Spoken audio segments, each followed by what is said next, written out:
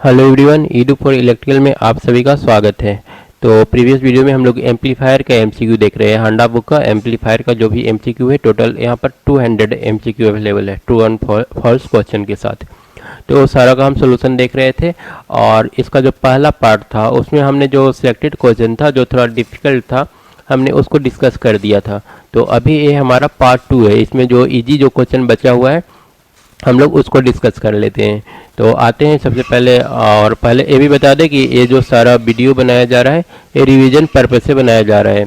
तो यहाँ पर हम डिटेल सॉल्यूशन नहीं करेंगे। ये इसका उद्देश्य आप इस वीडियो को बार बार देखें और क्वेश्चंस को याद करने की कोशिश करें ताकि कम समय में प्रिपरेशन हो और एग्जाम में आप अच्छे मार्क्स ला सकें। क्वेश्चन नंबर फर्स्ट पर, एन एम्पलीफायर शुड हैव।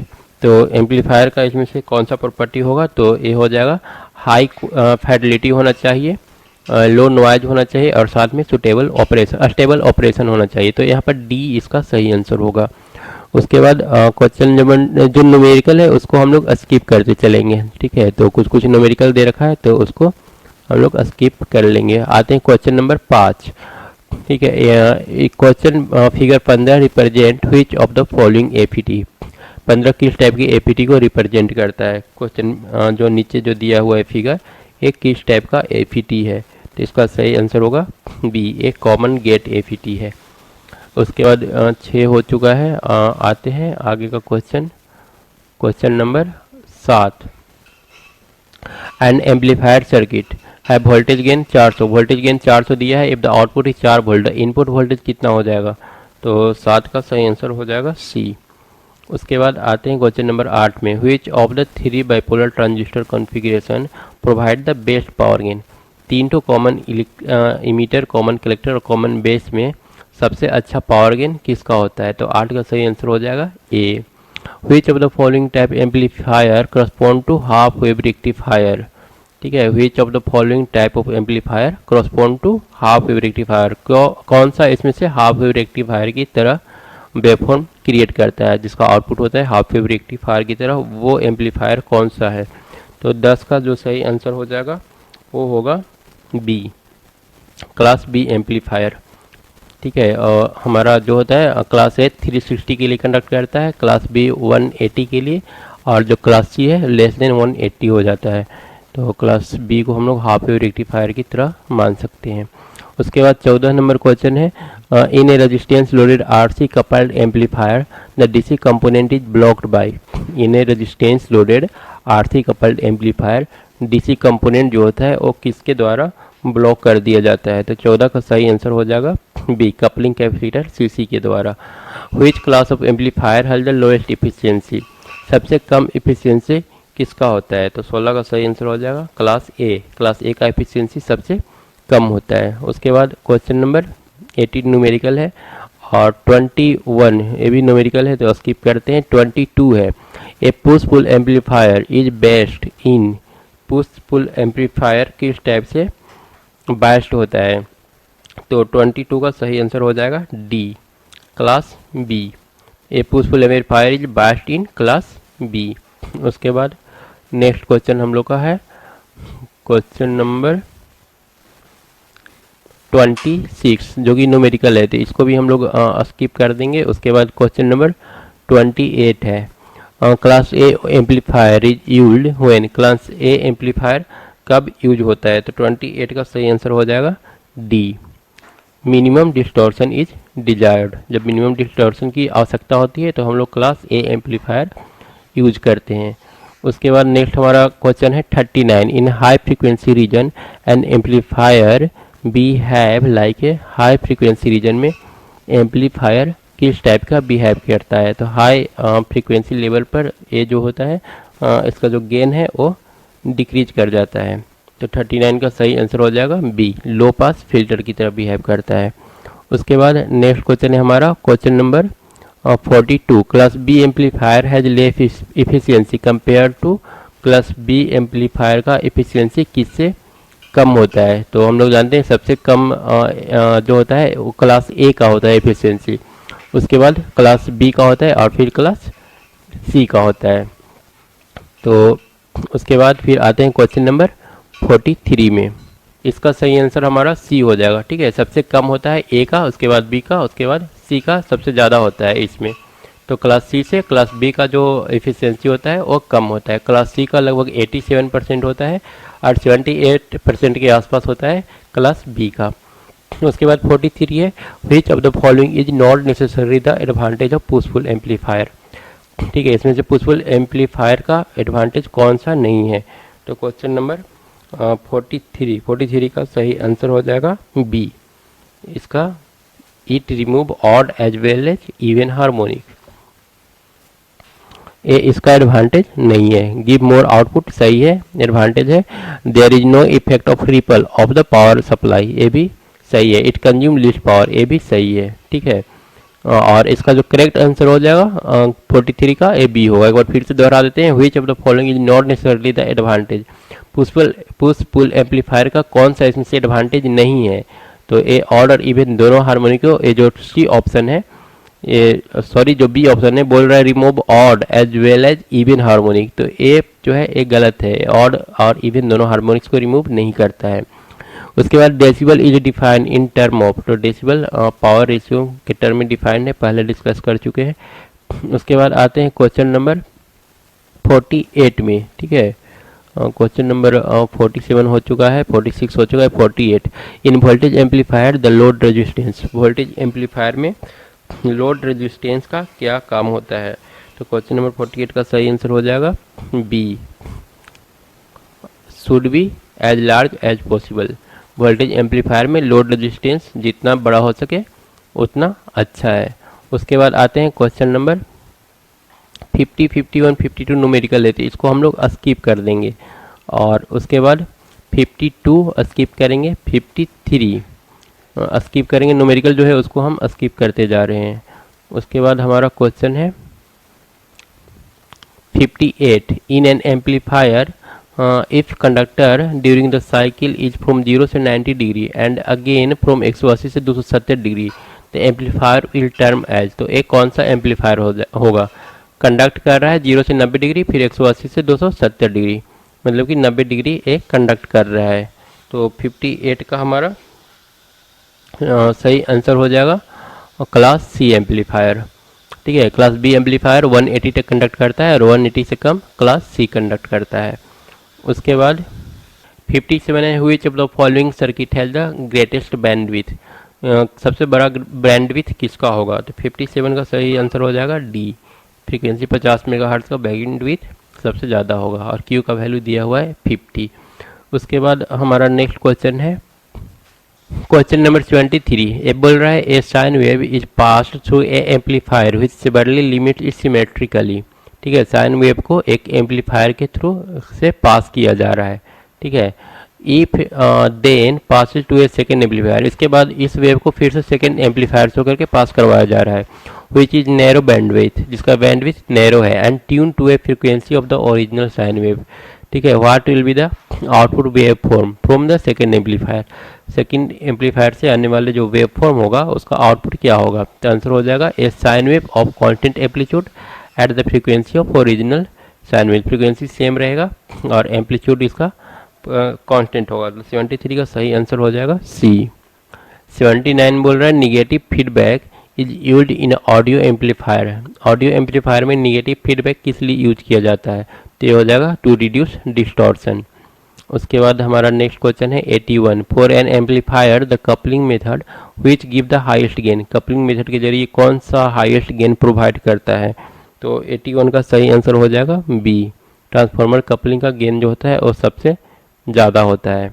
उसके बाद क्वेश्चन नंबर 90 है the circuit shown in figure 17 will act as. तो ये हमारा डिफरेंशिएटर की तरफ वेव बिहेव करेगा, एडर, क्लिपर या फिर क्लैम्पर।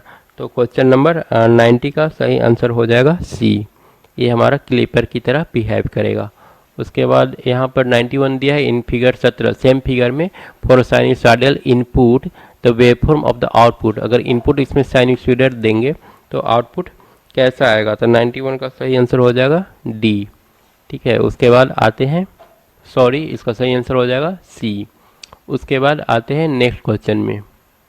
नेक्स्ट हमारा क्वेश्चन नंबर 151 है emitter follower is an amplifier with positive feedback. बोल रहा है इमीटर फॉलोअर एक एम्पलीफायर है जिसमें पॉजिटिव फीडबैक होता है, तो ये हमारा फॉल्स स्टेटमेंट है। उसके बाद 152 है, for a common emitter circuit the amplifier signal voltage at the collector has inverted polarity. एक बार फिर से बोल देते हैं, फॉर एक emitter circuit, common emitter circuit के लिए एम्पलीफायर सिग्नल वोल्टेज जो होगा एट कलेक्टर पर वो इन्वर्टेड पोलैरिटी में होगा। तो 152 का हमारा आंसर ट्रू है।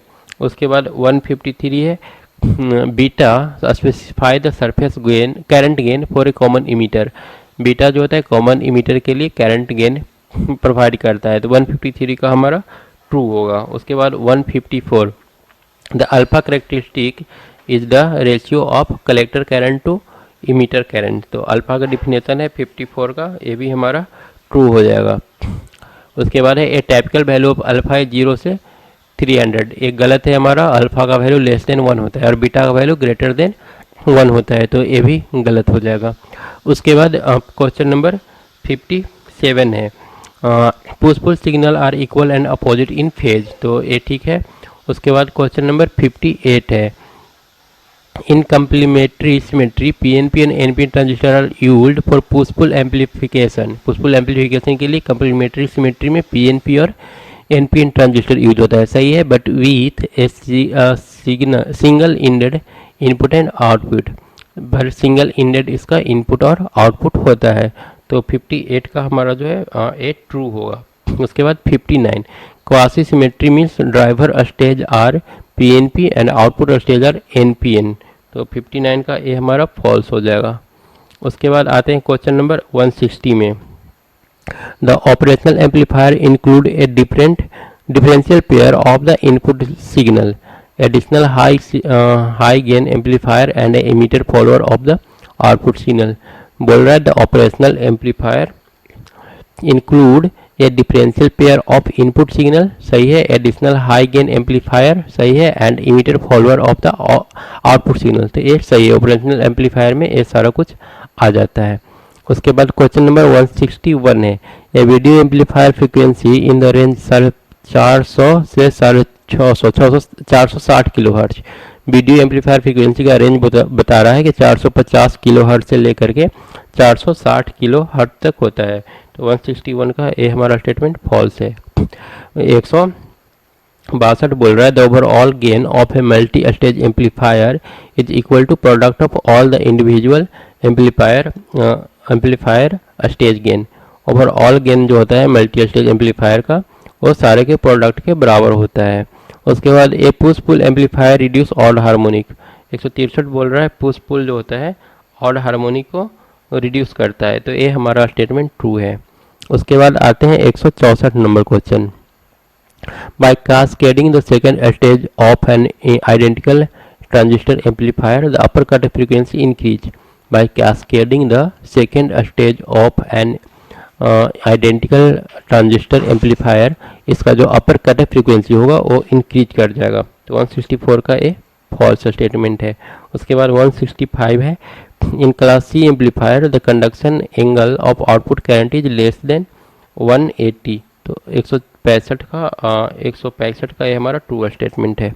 उसके बाद 166 है, RF amplifier have tuned load and operate as class C amplifier।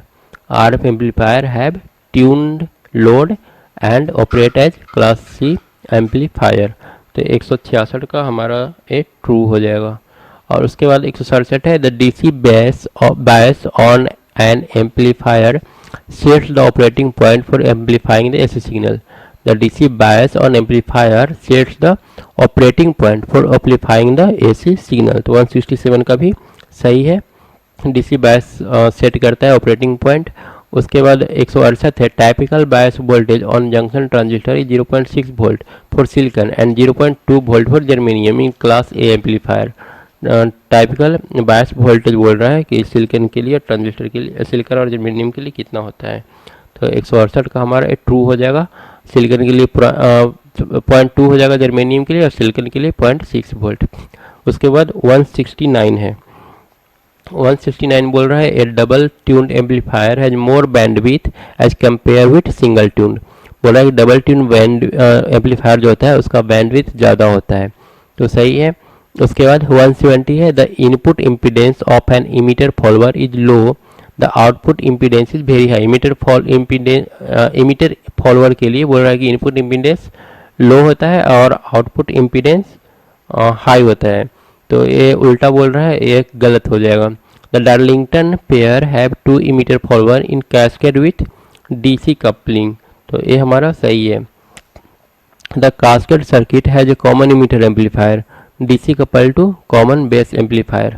The cascade circuit has common amplifier DC coupled to common base amplifier. तो 172 का भी हमारा सही है। उसके बाद 173 in class C amplifier the bias voltage is beyond the cut off voltage. In class C amplifier जो bias voltage होता है is beyond the cut off voltage, तो 173 का 2 है। उसके बाद 74 है, fixed voltage divider and self biasing are the 3 method use to bias field effect transistor. Field effect transistor को बायस करने का 3 मेथड है, fixed voltage divider and self biasing, तो 174 हमारा ट्रू हो जाएगा। उसके बाद 175 बोल रहा है, when an in the identical second stage transistor amplifier is connected to the first stage the voltage gain of the first stage is increase. बोल रहा है कि दो ठो अगर एक आइडेंटिकल ट्रांजिस्टर को हम लोग जोड़ देंगे तो फर्स्ट ट्रांजिस्टर का गेन इंक्रीज कर जाएगा, तो 175 का ये फॉल्स है। In multi stage amplifier the voltage gain decreases at low frequency mainly because of junction capacitance of the active device. Multi stage amplifier में बोल रहा है कि वोल्टेज गेन जो होता है डिक्रीज करता है लो फ्रीक्वेंसी पर। ऐसा इसलिए होता है क्योंकि जंक्शन कैपेसिटेंस वहाँ पर आ जाता है एक्शन में, तो 176 का हमारा स्टेटमेंट भी फॉल्स है। उसके बाद 177 है, the negative feedback in amplifier increases the stability of its voltage gain, तो 177 हमारा ट्रू होगा। निगेटिव फीडबैक जो होता है वो स्टेबिलिटी को स्टेबिलिटी और वोल्टेज गेन की स्टेबिलिटी को बढ़ा देता है। उसके बाद है, in a Darlington pair the emitter Q1 is DC couple to base of Q2, 178 का सही आंसर हो जाएगा true. In Darlington pair emitter Q1 is DC couple to base of Q2। उसके बाद है 179, when common emitter amplifier are in cascade the collector output signal is one stage drives the base output of the next stage. When common emitter amplifier are in cascade, the collector output signal is one stage drives the base of the next stage. तो 179 का हमारा true हो जाएगा। उसके बाद 180 हम लोग कर चुके हैं और 81 कर चुके हैं। 82 है, slew rate in an OA indicate how quickly the operational amplifier में बोल रहा है कि जो स्लीव रेट होता है ये इस चीज़ को बताता है कि how quickly the output can change in response to an input, output कितना तेज़ी से चेंज हो रहा है, तो 182 का सही आंसर हो जाएगा ट्रू। उसके बाद 183 है, the output impedance of A transistor amplifier is independent of transistor configuration. बोल रहा है कि आउटपुट इम्पीडेंस जो होता है वो ट्रांजिस्टर कन्फिगरेशन पर डिपेंड नहीं करता है, तो 183 का ये फॉल्स हो जाएगा।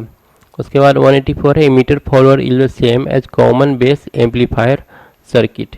बोल रहा है इमीटर फॉलोअर और कॉमन बेस एम्पलीफायर सर्किट दोनों सेम है, तो ये हमारा ट्रू होगा। उसके बाद 186 है, a push pull output transformer has a centre tap primary, तो ये भी हमारा सही है, सेंटर टैप प्राइमरी होता है पुश पुल एम्पलीफायर में। उसके बाद 188 है, the voltage gain of A transistor amplifier in common emitter mode is always less than unity. The voltage gain of A transistor amplifier in common emitter mode is always less than unity, तो 188 का हमारा false हो जाएगा। उसके बाद आते हैं 189 में, 188 फॉल्स है। 189 है, the normal transistor amplifier gives higher gain than triode amplifier. Normal transistor amplifier जो है उसका गेन ट्रायोड एम्पलीफायर से ज़्यादा होता है, तो 189 हमारा ट्रू हो जाएगा। उसके बाद आते हैं 90, for same audio output a transistor amplifier consume more power than valve type amplifier. Same audio output के लिए बोल रहा है कि ट्रांजिस्टर एम्पलीफायर जो होता है वो ज़्यादा पावर कंज्यूम करता है वाल्व एम्पलीफायर के कंपेयर में, तो हमारा जो 190 है ये स्टेटमेंट फॉल्स हो जाएगा। उसके बाद 191 है, the DC collector current in A transistor circuit is limited by A junction capacitance. DC collector current जो होता है ट्रांजिस्टर सर्किट में, उसको हम लोग लिमिट किससे के द्वारा करते हैं, जंक्शन कैपेसिटेंस के द्वारा। तो ये जो स्टेटमेंट बोल रहा है ये फॉल्स है। 192 है, a good biasing circuit should stabilise the collector current against temperature variation. Good biasing circuit जो होता है वो स्टेबलाइज करता है कलेक्टर करंट को अगेंस्ट टेम्परेचर वेरिएशन, सही है। उसके बाद 193 बोल रहा है, the differential amplifier is a direct coupled DC AC signal amplifier typically with a constant current source emitter circuit. तो ये हमारा ट्रू है। उसके बाद 194 है, a suitable frequency range for high fidelity AF signal is 250 से 2750 हर्ट्ज। तो 194 गलत हो जाएगा। Slew rate is measure in volt per microsecond. 195 हम लोग का ट्रू है। उसके बाद 96 है, the frequency for AC bias in audio recording is usually 60 hertz. Frequency for AC bias in audio recording is usually 60 hertz. 196 का ये false हो जाएगा। 197 बोल रहा है, in class A amplifier a shift in DC level with a signal input indicates there is no amplitude distortion। एक बार फिर से बोल देते हैं, in a class A amplifier a shift in DC level with a signal input indicate there is no amplitude distortion. तो 197 हमारा false है। 198 है, high frequency roll off in an audio amplifier cause weak base response. 198 हमारा false हो जाएगा। 199 a wide band video amplifier amplifies both audio and radio frequency. Wide band video amplifier जो होगा वो बोथ ऑडियो और radio frequency को amplify करता है। तो 199 का ट्रू हो जाएगा। उसके बाद है, direct coupled amplifier does not have any coupling capacitor. Direct coupled amplifier does not have any coupling capacitor. तो ये ट्रू है। डायरेक्ट कपल्ड एम्पलीफायर में किसी टाइप का कोई कपलिंग कैपेसिटर नहीं होता है। तो ये था एम्पलीफायर का लास्ट क्वेश्चन। तो एम्पलीफायर चैप्टर भी हम लोग का समाप्त हो गया। फिर नए वीडियो में मिलेंगे नेक्स्ट टॉपिक के साथ। तब तक के लिए धन्यवाद।